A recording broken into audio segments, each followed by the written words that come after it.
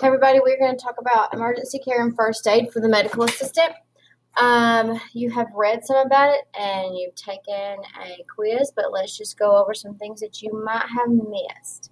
So emergency care, it's usually related to, when we think about emergencies, we think about trauma, wounds, injuries that are caused by some kind of accident, or emergencies can be not necessarily just trauma related, they could be cardiac related, they could be respiratory related, but emergency care is basically for life-threatening care. Someone could have an allergic reaction. Those are all considered emergencies.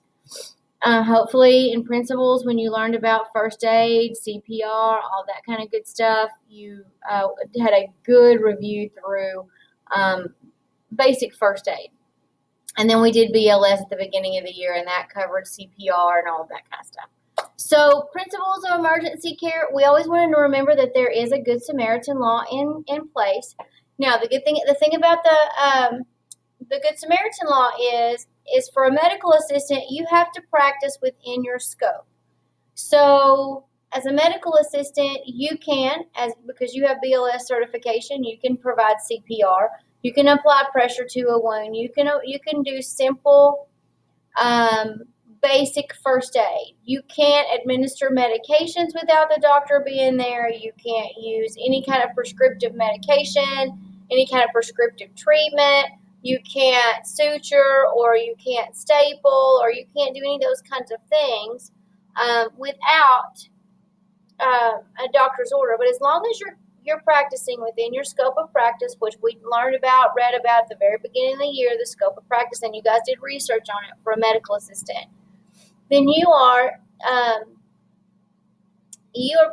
covered under the Good Samaritan law. And that means as long as you do no further harm or practice outside your scope, in the state of Texas, it frees you from being sued, as long as you follow, like I said, within your scope of practice. Another thing about the Good Samaritan law and being a medical assistant or any healthcare professional, teacher, bus driver, anyone who's responsible for the care of others, you have to render aid. You have to stop and render aid. If someone collapses, you are responsible to stop and help them.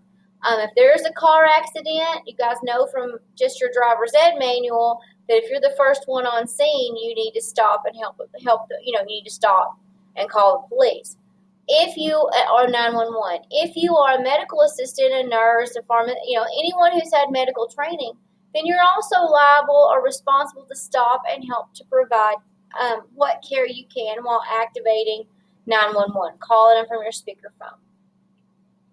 The thing you need to remember, though, before you jump out of your car or jump into a situation where there's been some kind of trauma, injury, or emergency, is you have to make sure that where you are is safe. The scene is safe. You don't want to, if someone's ejected from a vehicle, you don't want to treat them in the middle of the road. Even though we know they most likely have head or neck injuries, we have to carefully use a blanket pull or under the shoulder pull and get them off to the side of the road, so that they're not going to get run over by a car, you're not going to get run over by a car. If someone has been shot, you have to make sure the area is safe, because you can't become a victim yourself. If someone has been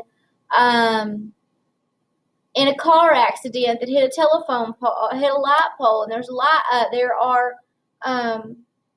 power lines down, you have to be sure that you're safe. You have to be sure that you don't get out of your car and get yourself electrocuted.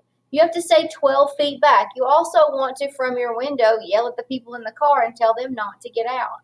Those are things to assess the scene for safety. You have to make sure that you are not going to be injured, because if you're injured, now we have 2 victims and not 1, and no one may be able to get help. So just remember, the first thing you do in any emergency situation is make sure that the scene is safe.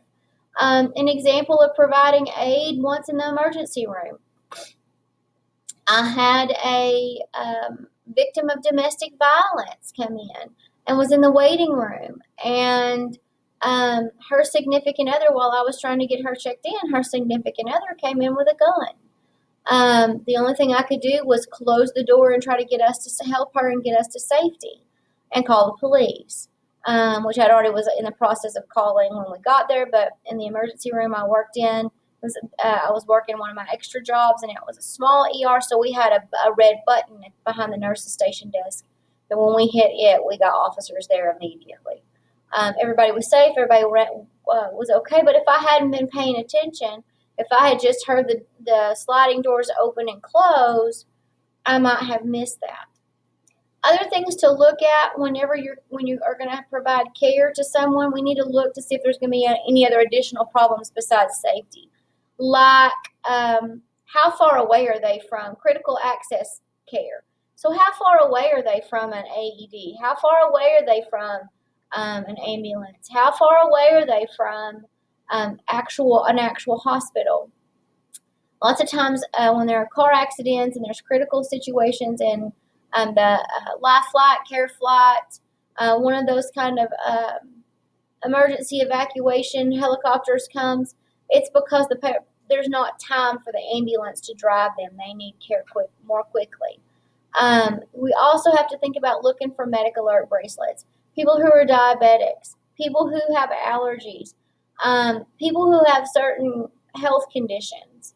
Another thing that we can do now is a lot of times if you push the side of the button on the phone for 3 to 5 times, depending on the type of phone, it will come up with the SOS button, but it'll also come up with where they have inputted information about their health issues. So it may have a list of their medicines, it may have a list of their allergies, it may have disease processes. So you know that if it's a diabetic, we need to make sure and look for their glucometer, try to check their blood sugar and make sure the blood sugar is not super high or super low, which is causing this problem.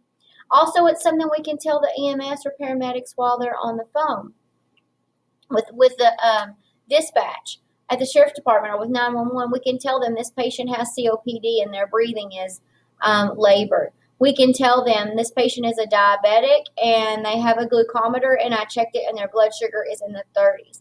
I don't have a sugar source. So they can be prepared when they get out of that ambulance what to do for this patient.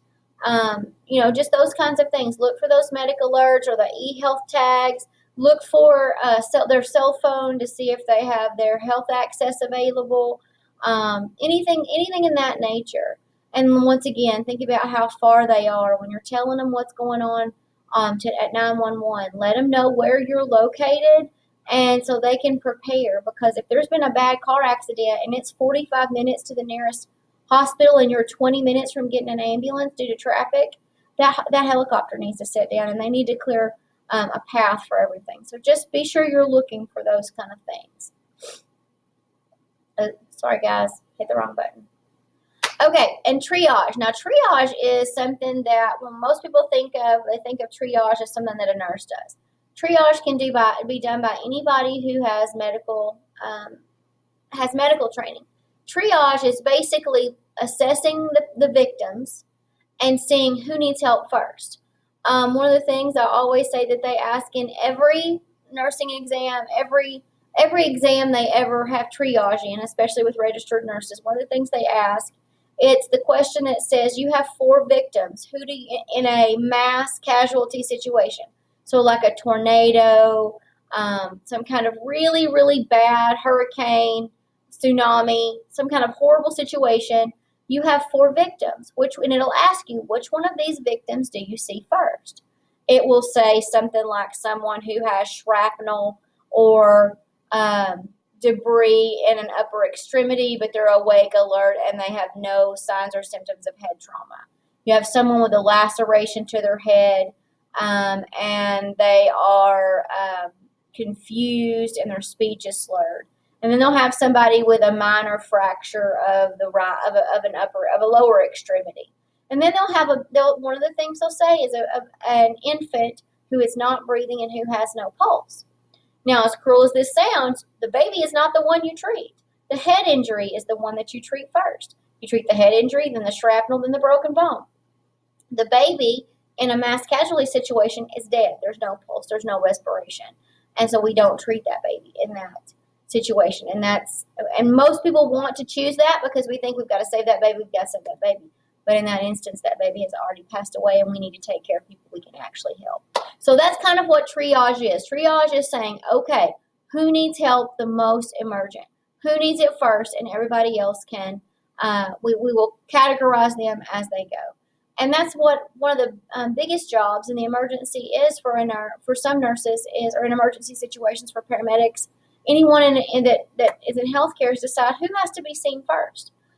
Even as a medical assistant, sometimes you'll have patients come in and maybe you've triple booked or double booked for the day, and then you have a walk-in that comes in, but the walk-in has a more serious issue than your other two patients, so you see them first because that's something that, maybe they have the flu and they don't need to be out in the waiting room, so you go ahead and put them back in the room.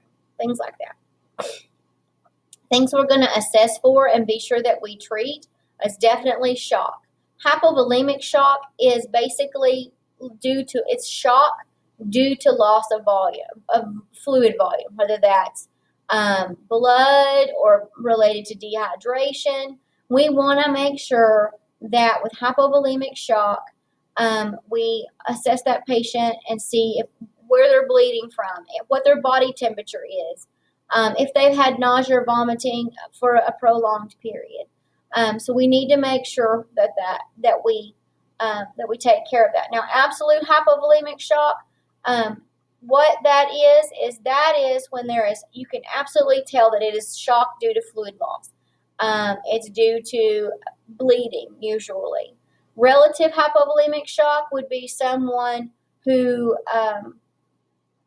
has experienced dehydration or other things, and they're having signs and symptoms of shock, but they're not immediate, like with trauma, with abdominal bleeding, with arterial bleeding, things like that. Late signs and symptoms of shock are things that happen maybe a day or so, hours to days later, because that fluid volume has not been replaced. And then hypovolemic shock sequela is when they continue to have that loss, but we haven't quite figured it out. When we treat shock, things we want to do for hypovolemic shock, things that we always want to do is keep them warm. We want to cover them up. As long as it's not cardiogenic, like heart-related shock, so maybe if they are not having signs and symptoms of a heart attack, we want to elevate their legs. We want to administer small amounts of fluid if we're out somewhere. If they are losing fluid, like if they are losing blood, we want to keep them warm. We want to cover them up. We want to make sure that their body temperature stays as relatively normal as possible. Other treatments for shock, as long as it's not cardiogenic shock, we want to elevate the legs about 12 inches. That helps keep fluids to the trunk of the body, to those vital organs, to the heart, to the brain. We want to make sure the lungs, we want to make sure that we do that for them. We call 911 immediately, and we always be prepared. If they are awake and alert, be prepared to administer CPR at any moment. If it's a laceration that has cut into an artery or a large vein, we are going to have to put pressure on that. We may even have to tourniquet at some point. So we have to be sure that we are treating the shock with what we have available to us. Types of shock. So anaphylactic shock is related to an allergic reaction. In an anaphylactic shock, we tend to see a patient have shortness of breath, tightness in their throat, tightness in their chest, difficulty breathing, because what's happening is their actual bronchioles, the bronchus, the lungs themselves are filling with fluids. They're narrowing due to histamine release, and they will eventually collapse. People can die from anaphylactic shock from 30 seconds to 30 minutes. They can stop breathing. They can go into full arrest in 30 seconds to 30 minutes, depending on how severe their reaction is to it. You want to make sure if someone has an allergic reaction to something, ask them where their EpiPen is. You need to see if they have Benadryl with them. You need to see what they keep with them. Most people who have severe allergies to foods, to bees, to dyes, to different things that have caused an anaphylactic reaction, they will have 2 EpiPens. You will administer that initial EpiPen, and then within 30 minutes, if the ambulance is not there, you may need to administer it again. So just know that. That's why most EpiPens come in packs of 2. Cardiogenic shock is specific to the heart. It's when the heart is not able to pump the way it's supposed to. It cannot eject blood, or there's injury to the heart. Cardiogenic shock is one of the signs and symptoms of that is a heart attack. Similar to heart attacks, you have chest pain, numbness and tingling in the arms, shortness of breath, tightness in the throat, neck, and jaw. You're going to see all those things with cardiogenic shock, but you're also going to see them have respiratory issues as well. With cardiogenic shock, we do not want to lay them flat. Same with anaphylactic shock. We don't want to lay them flat. We want to try to sit them up as straight as possible, dangle the legs if we can. That way, we are not putting more pressure on the chest where they're already having issues. So we want to make sure that we are always ready with any type of shock to provide CPR immediately, call 911, take care of that. We go to that secondary assessment if they're doing okay, that head-to-toe assessment to see if we can figure out what's going on. You're going to see bluing around the mouth also with cardiogenic shock. Electric shock, we have to be very aware with electric shock that we understand what kind of shock they have received and where it has happened. Generally, there's an entry and an exit point. Unless the so if it's a 220 shock, a 220 is a type of electrical outlet. It's a higher voltage outlet than we have normally in our walls at home. If we have that type of electrical shock, or someone has grabbed a power line or hit some kind of open line, generally there's going to be an entry and an exit wound, and we're going to look for those, and we're going to apply pressure if it's bleeding. We're going to keep them warm. We're going to do what we need to do to take care of them, provide CPR. But we also want to make sure that electricity has been cut off, and it's not going to hurt us. With a 110, like a household plug shock, do not go up and grab someone who's being shocked from a household electrical outlet. That will actually shock you. The shock will travel from their body to your body. So what you have to do is you have to go to the breaker box and turn off the electricity. That victim then will fall, and then you can look for the burn. There'll be a burn always related to the exit, to the entrance, and usually to an exit if there's an exit point. I had a patient who was working on a roof at one point. He reached up because he was slipping and grabbed an electrical high line. And his entrance wound was in his hand, but the exit wound was at the top of his head.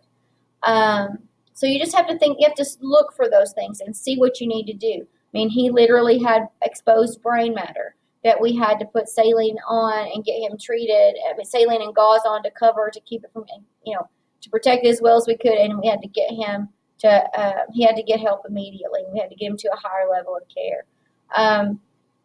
So we just need to make sure that when we have those electrical shocks, we still keep them warm, that we look for entrance and exit wounds. We look for the live wire and cut the electricity to it, and then be prepared to provide CPR. With hypoglycemic shock, that's when someone's blood sugar gets really low. People's blood sugar can get so low that they will go into a coma. They'll also go into something called diabetic ketoacidosis. Those are very dangerous. They need help immediately. Things that you can do when someone's in hypovolemic shock when they are still awake. They may not be as alert as you would want them to be. When someone has hypoglycemia or hypoglycemic shock, they're going to be clammy. Their skin's going to be pale. They're going to be confused. Their speech is going to be slurred. They're not going to make sense. They may be combative to you. But one of the things you can do is take granulated sugar. If you have gel icing, if they have a sugar source, try to get them to take that in if you can. If they're unconscious, don't put things in their mouth. They'll just choke on them. So don't put sugar in someone who is not conscious' mouth. Don't put anything in their mouth. Call 911. Try to keep them warm. Be prepared to provide CPR if necessary. And when the ambulance gets there, they'll start an IV and give them something called D50. It's 50% dextrose. Generally, depending on how long their sugar has been low, lots of times it will start to rouse them as soon as they get that amp of D50 in. So we want to make sure that we are aware and when we are looking at a victim of any kind, we want to make sure to see if they're diabetic. If they're a diabetic, we want to make sure that that's not the issue. Also, look for their glucometer, check their blood sugar, and report that to EMS. Hypovolemic shock we've kind of talked about in detail, and that's due to fluid loss, whether it be blood loss due to trauma or internal bleeding. People can go into hypovolemic shock due to chemotherapy or other medications because they'll have bleeding ulcers. Sometimes people have internal injuries and they have abdominal bleeding, but you can't see that abdominal bleeding because it's internal. And so they can go into hypovolemic shock as well. So those are the types of shock and a pretty brief description of each one of those.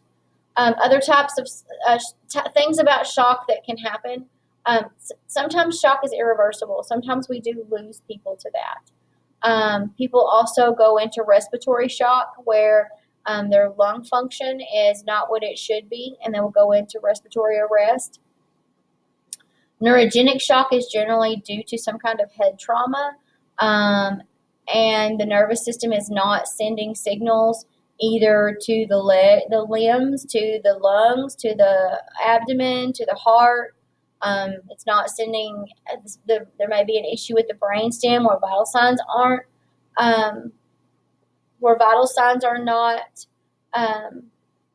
stable. So you have to be sure that you are absolutely with neurogenic shock, ready to take care of them. Also, remember, if someone has neurogenic shock, they most likely have head or neck or spinal issues. And so we are going to and neurogenic and spinal are treated very similar. We want to do that jaw thrust maneuver to administer CPR like we learned in BLS, and we want to keep them warm. We don't want to move their head or neck. We don't want to elevate their legs in this situation because it could cause more damage.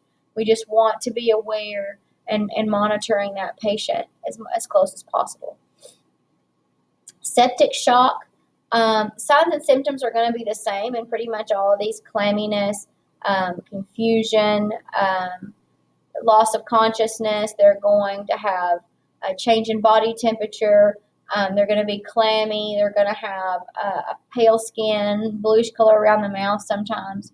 But with septic shock, that's always due to some kind of infection. And sometimes that takes time for septic shock to come on. For someone to go into septic shock, they have to usually have some kind of infection for an extended period, unless it's something like necrotizing fasciitis or a very rapidly growing bacteria. And sometimes it happens much quicker. But usually it's not something you see with hypovolemic shock. If it's trauma related due to blood loss, that can happen within minutes. Septic shock usually happens more like within days. And then traumatic shock can be internal injuries. It can be anything due to trauma, but once again, those signs and symptoms are going to be the same as time goes by. People are going to start to get confused. They're going to have difficulty breathing. They're going to have tightness in their chest. They're going to have a change in level of consciousness. They're going to get confused, and then they may become unconscious. Their skin's going to get clammy, and they're going to have difficulty with speech. So treating shock in an emergency, keep the person lying down and as calm as possible. Establish, maintain, and monitor their airway. So we want to make sure that they're breathing and circulation. Monitor those ABCs, airway, breathing, circulation.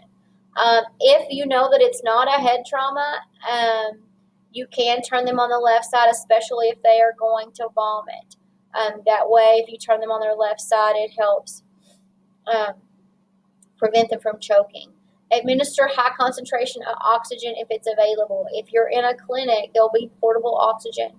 Put that portable oxygen on them if possible. If not, get an ambu bag or do rescue breathing if needed with a one-way valve pocket mask, face mask. Control bleeding with the pressure or a tourniquet if needed. and then maintain body temperature. Most patients in shock need to be covered up. They need to be kept warm. Other treatments, try putting something under the person so that they can be lifted carefully. Now, if it's a neck or a spine injury, you wait for assistance because you don't want to roll them by themselves.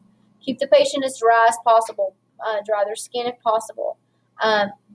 Nothing by mouth if it's at all possible. Only if it's absolutely necessary to cool someone.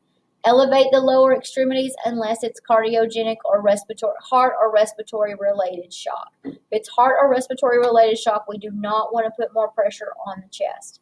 Help the patient be as comfortable as possible. Try to immobilize fractures as much as possible. That means either keeping them still, splinting them if you have anything to splint them with, anything from a newspaper, a magazine, piece of sticks. It depends on where this happens.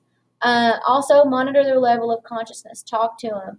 If their speech changes, if they start to have trouble staying awake, try to keep them awake as much as possible. Keep them conscious if it's possible.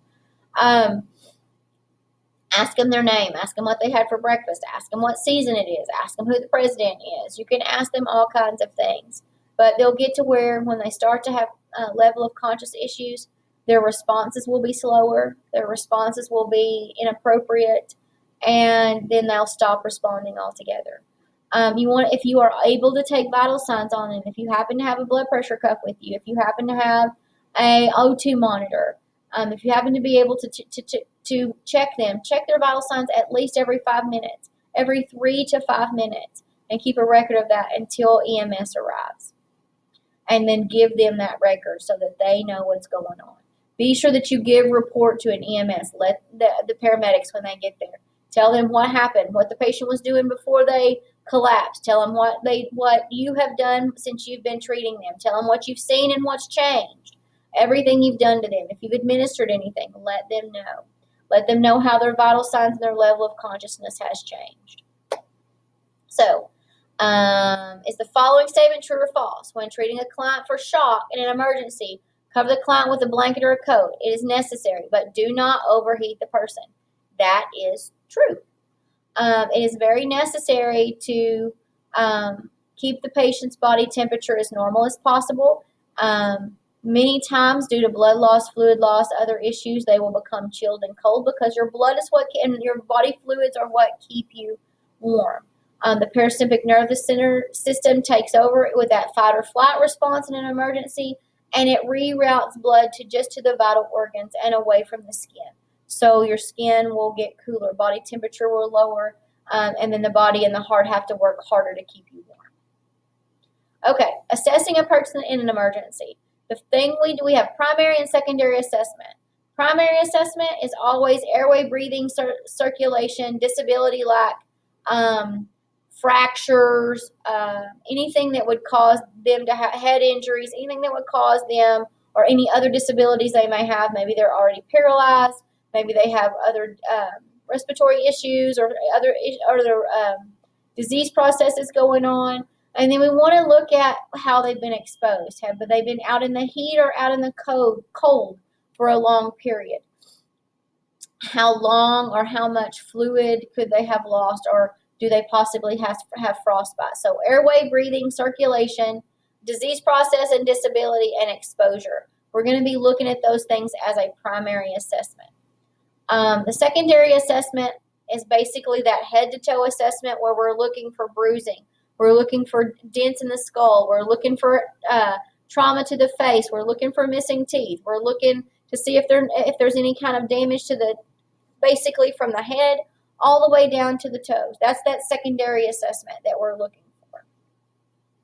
The following statement, true or false? In an emergency, a nurse or a medical assistant must reach across an injured patient, must reach across the injured person's neck to feel a pulse. No, you can feel a pulse if they have a pulse in either side. You need to check the pulse the closest to you. If you were to reach across, you may cut off their airway. So you need to feel the pulse nearest to the patient, nearest to you and the patient. Sudden death and life support. So sudden death occurs when breathing and heart rate stops abruptly or unexpectedly. That is clinical death may be reversible. So that's when someone on Grey's Anatomy and all of those lovely shows y'all like to watch, they show it as a flat line. It is not a flat line. Clinical death is not always a flat line. It can be ventricular VTAC or ventricular fibrillation is also a rhythm that you see sometimes with clinical death. In that instance, we are still going to shock the patient unless they are flatline. We do not shock a flatline. That is chemically treated. Permanent with biological death, permanent damage and death to most of the brain cells happen due to lack of oxygen, and it's irreversible. Biological death is what we consider brain death. We still can harvest organs from that person and do transplants, but we generally cannot revive that person. Clinical death would be like coronary respiratory arrest, cardiac arrest, or respiratory and cardiac arrest. And then sudden death would be when one or the other happens as well. Sudden death happens when it's unexpected. Sometimes with clinical death, people will come in with a heart attack, and then they will code on us. The heart attack will be massive, or with a stroke as well. Sometimes due to a stroke, patients will have clinical death, but we are able to revive them using other medications and electric shock. We can revive them. So basic cardiac advanced life support. You guys are all BLS certified, and that is a rapid. Where you perform CPR and you use techniques that to clear an obstructed airway. Where you you have been trained to use an AED if necessary and one is available. But you are BLS certified, so you know how to provide those basic life-sustaining support. Now, advanced cardiac life support is something I've been trained in because I worked in the emergency room for years, and that's different. This would be where, since I'm ACLS certified, I can go ahead, start an IV, I can administer fluids and certain medications based on an algorithm for ACLS. I can use the defibrillator.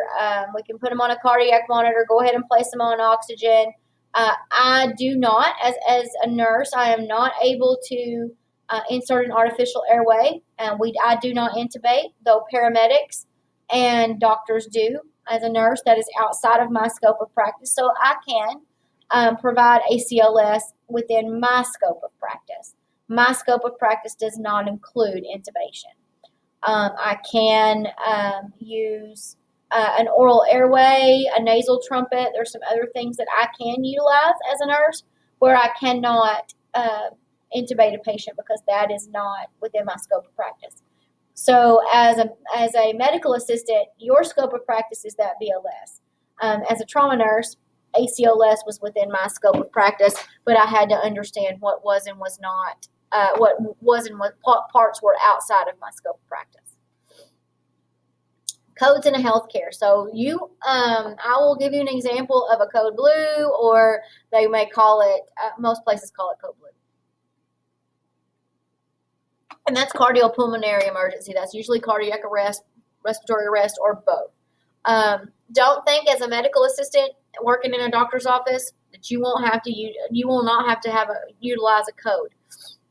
I can tell you, a physician coded on us, a doctor coded on a nurse and his medical assistant while practicing, and they had to resuscitate him. He is now back to work and doing great. But what I'm telling you is, you may have to use this. You may have to provide CPR in your work setting. So don't think that, I can go work at a clinic, because I know people that I've heard people say this. I can go to work in a clinic and I don't have to worry about using that. That is not true. Obtain the necessary equipment. So if there's a crash cart, if there's an AED, you want to get the equipment that you need. Most facilities, clinics, hospitals, the mall, most public places have AEDs. If you're going to be providing CPR, you send somebody to get that AED. The quicker they get, the quicker someone in cardiac arrest or cardiopulmonary arrest gets the use of an AED, the more likely they are to survive. Now, most places, medical facilities, have a code team. So basically, when you call that code, then and you're using an ambu bag or a bag valve mask to provide breaths, and you're doing CPR on that victim, most of the time someone will call a code and people will come to help you. A doctor, nurse. There'll be a set of people who've been trained to treat that situation. Someone's going to call 911. And then when that code team gets there with the doctor, then they may go ahead and intubate. They may start IVs. They may start pushing drugs. They may do what's needed to be done until the patient gets, the paramedics get there, they get them to ER, they get them stabilized, and they send them to ICU unit or wherever they're needed, wherever they need to be treated. Thing to remember is you are going to have to document everything you did to that patient. So if you provided CPR in 100 to 120, like you're supposed to, compressions a minute with 2 breaths after every 30 compressions, and you did that for 10 minutes, then in cycles of 30 and 2, and you used a bag valve mask, and the paramedics arrived after 10 minutes, and then they took over, or the code team arrived after 3 minutes, you have to document what you did. So be sure that you go back into the patient's chart and document what you did. First aid. So first aid, when we provide that, we are looking for what has happened. We're trying to see first off if the patient has an injury near a vital organ, head and neck injuries, back injuries, or injuries to the chest. If you think they have head or neck injury, then we don't move them unless it is absolutely necessary and they are going to die if we don't. Head and neck injuries, if we don't know, if the patient's unconscious, we assume they have a head and neck injury or a back injury, and we treat them accordingly. If someone has a chest injury, like a pneumothorax, a collapsed lung, pneumothorax means collapsed lung, then you're going to be able to see that because one side of the chest is not going to rise and fall. One side of the chest is going to be working overtime, the other side is not. And so if that is due to impact to the chest, we want to look to see if there's bruising on the chest. If pneumothorax is due to a puncture into the chest, you're going to hear a sucking sound. If there is a puncture into the chest wall and you hear that sucking sound, the first thing you want to do is take a piece, if you have Vaseline gauze, if you have something that you can cover that with, saran wrap, anything that would make the chest wall airtight, you want to put over that to try to help slow the damage to the lung. Neck and back injuries, we want to immobilize them. We want to support the head as much as possible. We want to keep them on their back if they're on their back. We want to not move them any more than possible. If they have a head injury, we don't want to increase pressure to the head. So we don't want to lay them flat. We don't want to lean their head back further. We don't want to put them in an incline position. We want to keep them, if it's like a concussion, keep their head as still but as upright as possible with the least amount of pressure as we can. If they are already on the ground, we want to keep them still. We don't want to change their position if they have a head injury. So is this true or false? An emergency, swiftly remove an article puncturing into the chest if it is still in place. This is absolutely false. If there is something sticking into a person, we do not pull it out. I don't care where it is. If it's in the eye, if it's in the chest, if it's in the neck, if it's in the head, we do not pull embedded objects out of victims. We let them go, get x-rayed, get CT'd, get MRI, get whatever they need so that we can see what that is puncturing. If it's puncturing a vessel and you pull it out and it's keeping that vessel clotted, once you pull it out, now we have an active bleed. So we don't want to pull that out. We don't know what damage that can be caused. Generally, it's going to be surgically removed or removed under conditions where the doctor can watch what's happening while it's being removed. Cold-related injuries. So we don't think about that a whole lot in Texas, but it does happen. People work in places that are very cold. Like people work in places like Costco or Walmart or Brooksters or places that have giant freezers where, or like in distribution centers where they have giant freezers. People are homeless and they're outside when it's 20 degrees for hours and hours at a time. And what happens with frostbite is basically the tissue is frozen. Um, we do not, if they've been immersed in, due to being immersed in cold water, if they've gotten frostbite because they were in water for a long period of time. So this is another thing that might happen, but we don't think about either. A lot of us go visit Beaver's Bend. Well, some people go visit Beaver's Bend in the spring and the fall. The water's always cold there. If someone were to get stuck in the water for a long period of time, it will decrease their body temperature. So we want to warm them up. Someone with frostbite, we do not stick their body parts into something warm. We slowly warm up things that have frostbite. If they're immersed in water, we want to try to, if possible, also warm their body up as slow as quickly as possible and as safely as possible. But we want to try to get them dry. Know that someone whose body temperature drops slowly, we do not want to just put them under a heating blanket. We don't want to apply warm packs to them. We want to let their body temperature rise gradually so that all body processes become, and circulation and all of the tissue can warm up slowly too and get the nutrition as it needs it, and it can and the body can start to work the way it's supposed to. If we warm them up rapidly, we actually end up causing more damage. Anyone who has hypothermia, frostbite, or any kind of being immersed in cold water for a long time, we have to monitor them very carefully. We have to monitor them for shock very carefully for other types of injury. We monitor their level of consciousness and their airway, breathing, and circulation. With frostbite, circulation may come back, but it'll come back very slowly, so we have to monitor. Sometimes with frostbite, we end up having it so severe things have to be removed, amputated. Heat-related injuries. So now heat-related injuries are something people in Texas know a whole lot about, especially if you're an athlete who plays football, does cheer, is in band, any of those kind of summer volleyball. Sometimes they have to run outside in the fall, in the spring, and then baseball in the summer. Basketball in the fall, in the winter, because you're inside and it's hot inside. The first thing we see with heat-related injuries is severe muscle spasms and cramps. And I'm going to tell you guys, if you've gone to a high school football game in August, you've seen someone have severe muscle spasms in their legs usually, sometimes in their calves, sometimes in the arms. But that happens first, those heat-related injuries. So we need to get them hydration. We need to get them some sodium.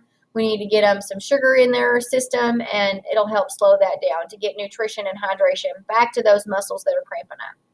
The next thing that happens if we continue on past the cramps related to heat injury, we can have something called heat exhaustion.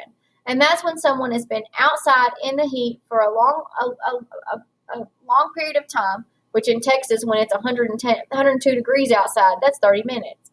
And they haven't had enough hydration. They haven't had frequent hydration, rest periods, those kind of things. Once someone has heat exhaustion, they can go into what's called a heat stroke very rapidly. That from heat exhaustion to heat stroke can happen very, very rapidly. They need immediate treatment. They need to be cooled down. They need to be shaded. They need fluids. They need their airway, breathing, and circulation monitored. They need their level of consciousness monitored. And you have to be paying attention to people that have gone from heat exhaustion, and they can go to heat stroke very rapidly. We need to treat them quickly. We need to get them we need to get the paramedics there, and they need to get to the hospital for treatment. Burns. So there are different kinds of burns. Sunburn, we don't always think about as a burn, but there can be second and third degree sunburn. I see a lot of people that get second degree sunburn where it blisters.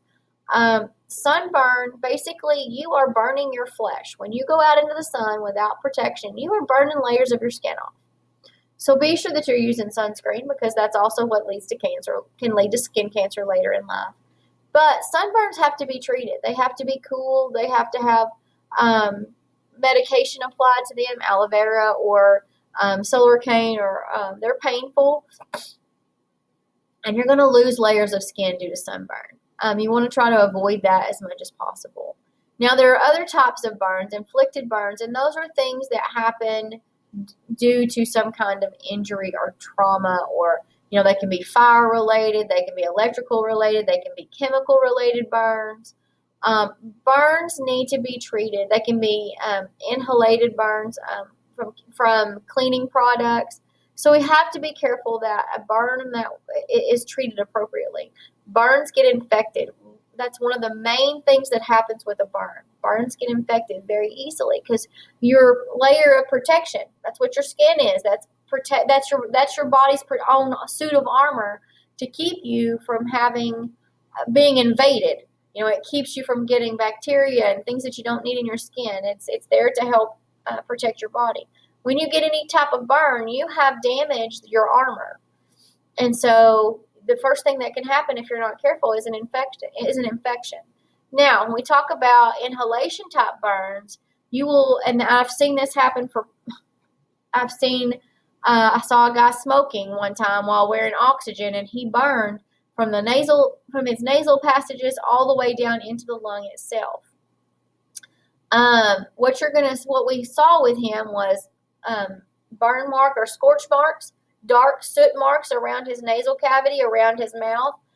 We could smell burning flesh with him. He had very extreme difficulty talking. He had dark soot on the inside of his mouth. Sometimes due to inhalation burns, if it's chemical related inhalation burns, there'll be a meaty redness to the mouth. The nose, their nasal passage will be, just bright red, and they'll have difficulty talking. If they can talk at all, they'll have a cough, a really deep, kind of croupy, tight cough as well.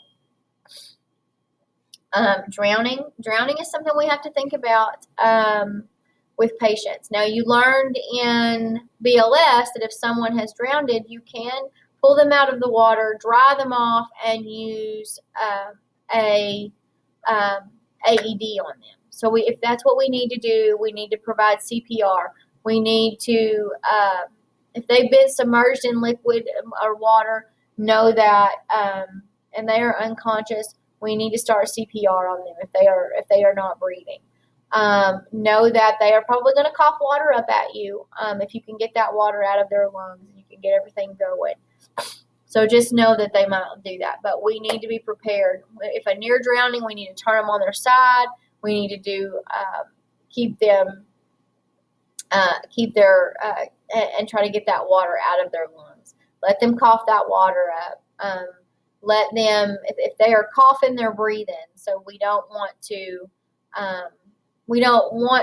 start CPR unless they are unconscious, do not have a heart rate, and do not have a pulse, or they're an infant and their pulse is less than 60.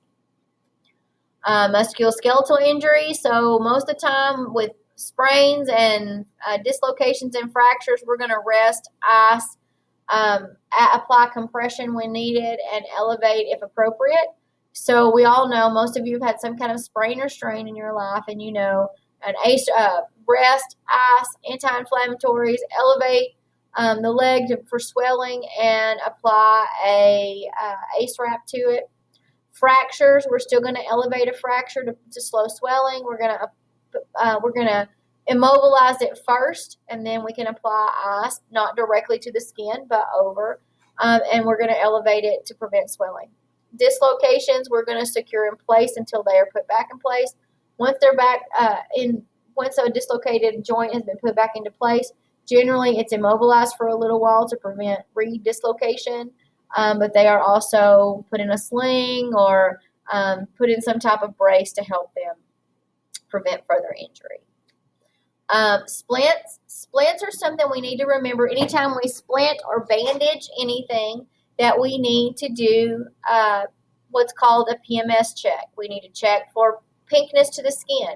We need to check for mobility, that they can move above or below the splint, and that they have good sensation, that there's no numbness or tingling going on.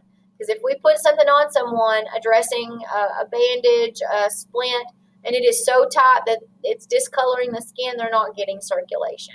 So if there's a fracture of the wrist or knee or elbow, we want to splint it, but we want to make sure, we don't want to try to straighten it out. We want to splint it as it is. Any kind of fracture, I don't care where it is, we splint it as it is. We are not the person that can put something back in place. We are not the person to set a bone. We just splint it as it is to help prevent pain.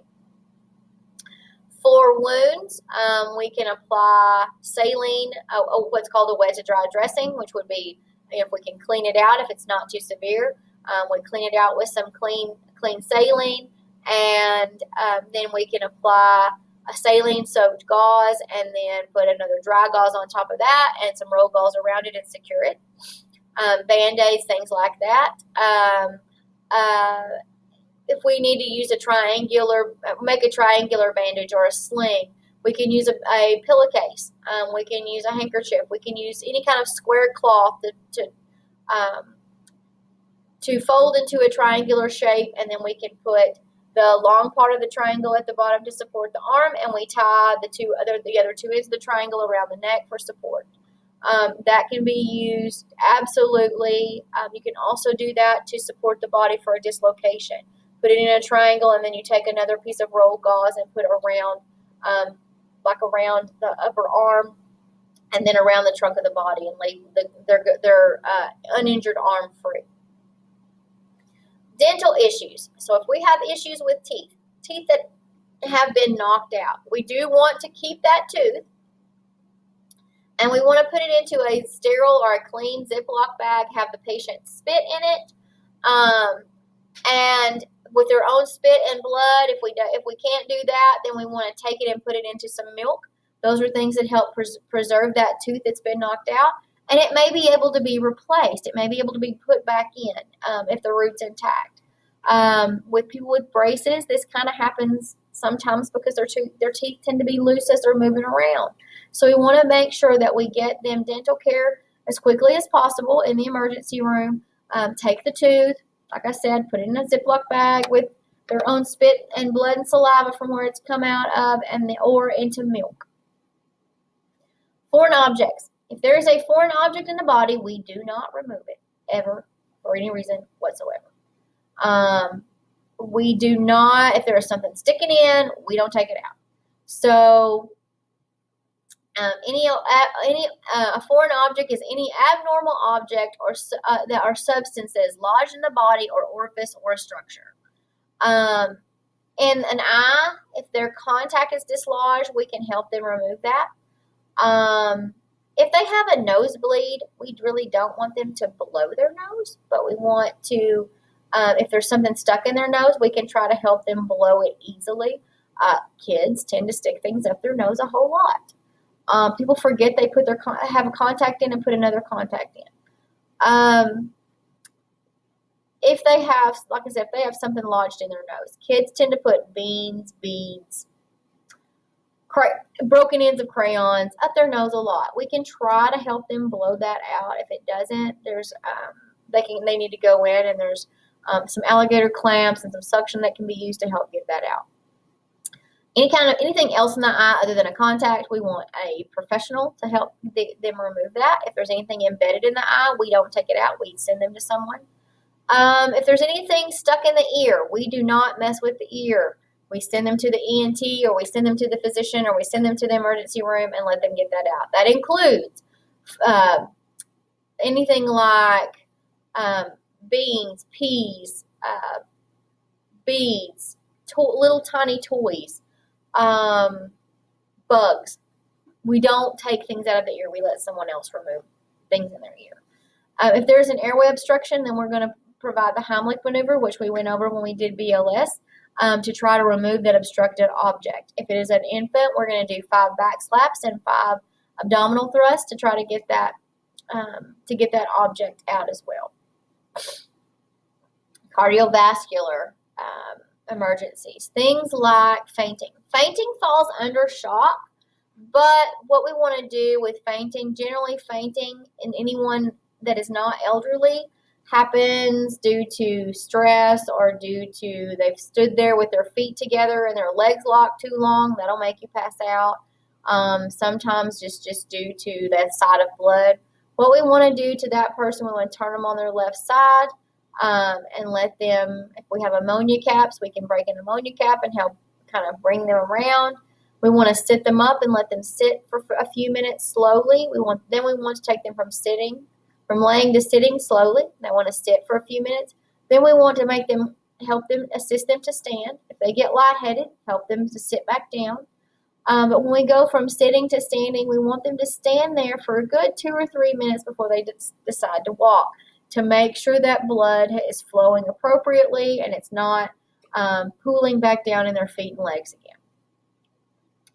With a heart attack, that is when there is an actual occlusion preventing blood to go to the heart muscle itself. So the coronary arteries on the outside of the heart are occluded, they're blocked, they can't, and so part of the heart muscle itself is not getting oxygen to it and nutrition, so part of the heart muscle dies.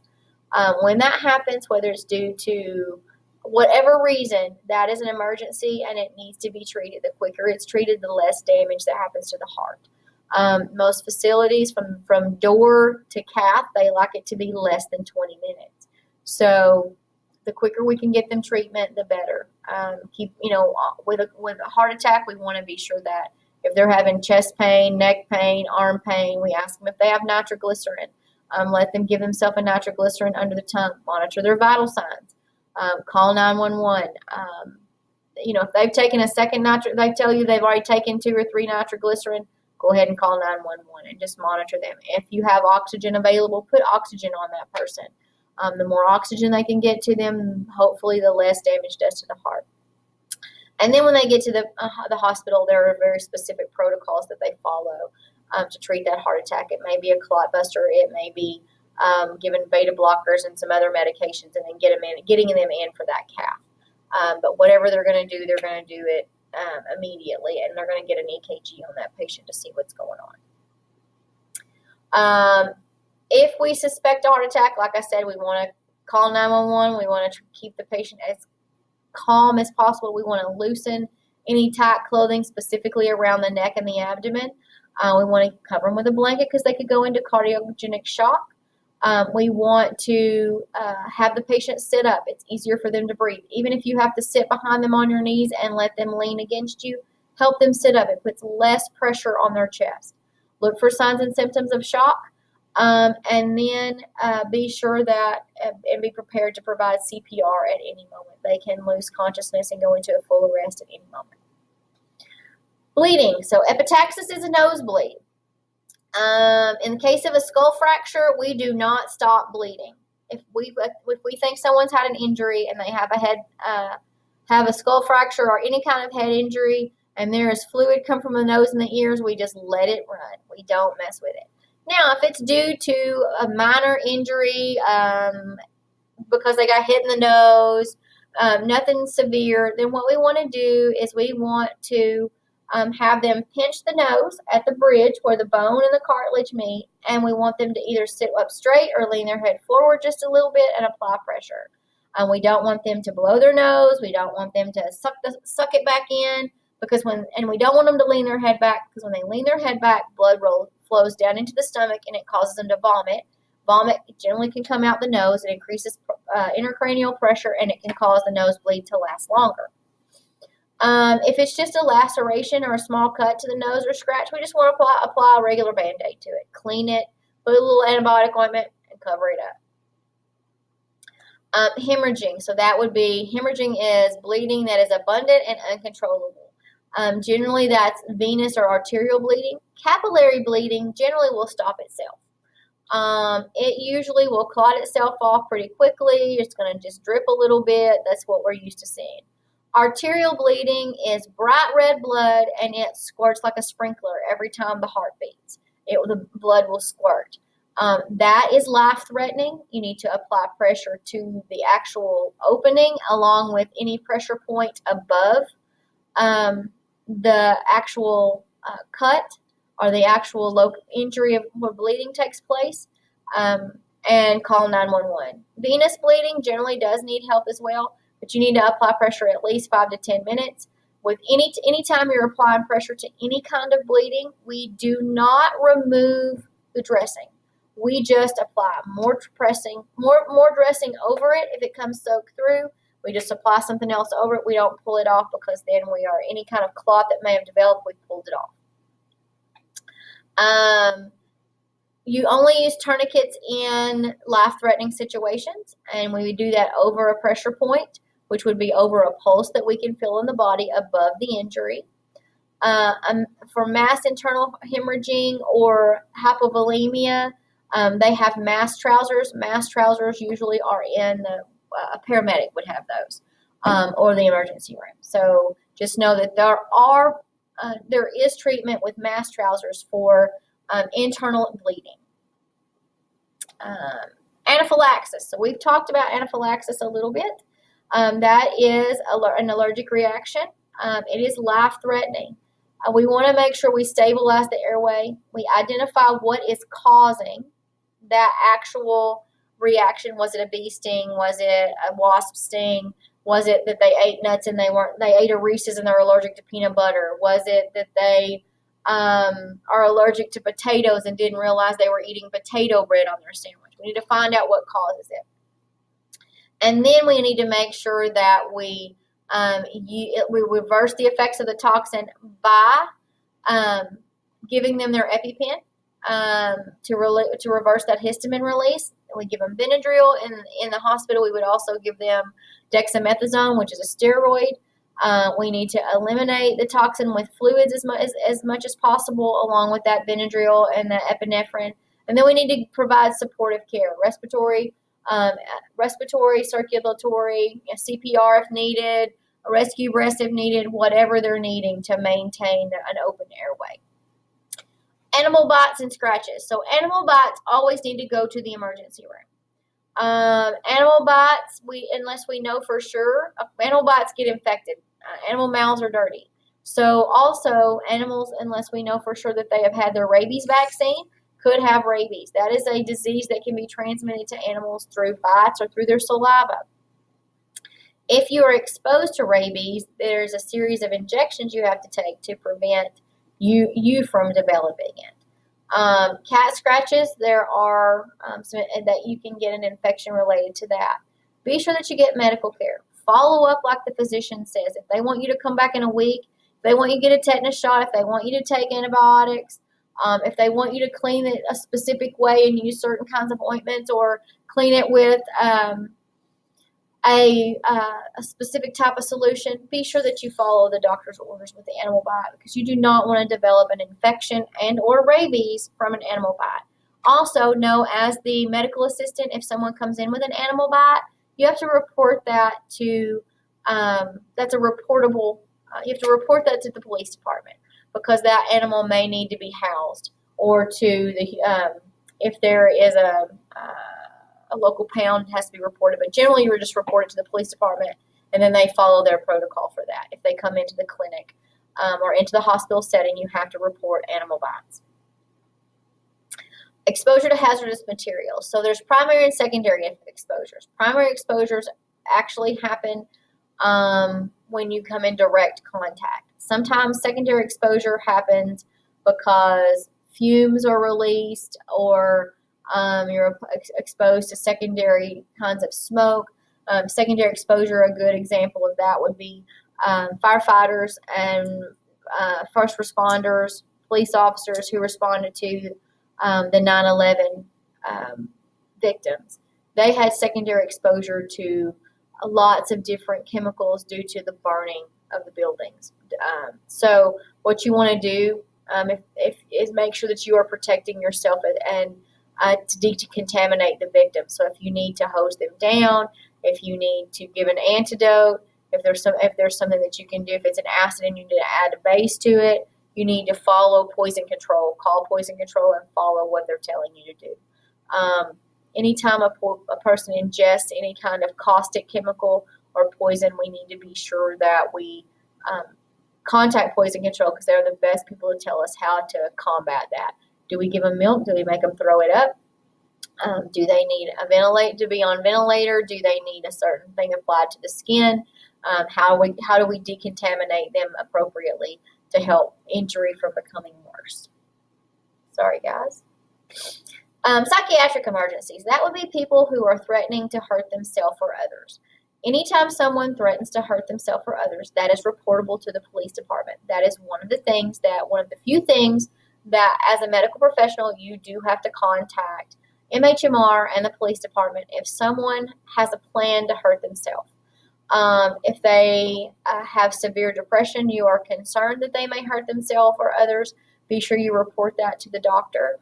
They may refuse to talk to people. They may refuse help. They may refuse all kinds of treatment. But you have to be able to be sure that you have done everything you can do. Intoxication, drug abuse, or thoughts of violence. If someone is high, or they are drunk and they are violent towards you or others, or tell you they are going to go home and hurt someone, you have to report that. If someone has injured themselves, if they've cut their wrists, if they have, if they are in an uncontrollable state, we report that to our provider, and then we follow our doctor's orders for that. If you see that they have harmed themselves, if they have cuts, if they have places, burns in places they shouldn't, that are not from getting something out of the stove, if they have injuries that they shouldn't be having, then we have to be sure that we report that to the provider, and then most likely we're going to have to report that to the police department. If someone calls and tells us your patient is going to kill themselves, then you do need to call 911 and have them go and do a welfare check. That's where you let the police department know that the patient's family has called and said that your patient is threatening to hurt themselves, and give them their address, and they go and do what's a welfare check. They go and check on them and make sure that they're okay. Okay, that is it for emergencies. I hope that with your reading and with this presentation that you will have improved score on that portion. If you have any questions, please let me know. Thanks, guys.